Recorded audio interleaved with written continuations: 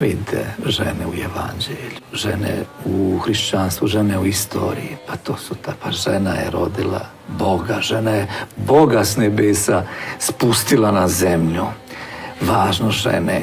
Mislim da ni jedna, ne samo religija, nego kako pravoslavna crkva poštuje i voli ženu. Pa kad uđete u crkvu, bilo koju crkvu, ona je na glavnom mestu, šira od nebesa. Bogorodica stoji iznad oltara i gleda sve. Ona je smestivog Boga. Žena je spustila Boga na zemlju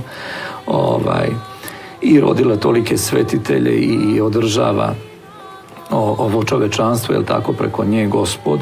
Ona je svetinja i te žene, mironosice, su prve hrabre. Hrabrost žene je često puta mnogo veća i od muške hrabrosti, jer žena ide srce. Muškarci idu malo i umom, ako imaju, idu umom, žena ide srcem, predaje se.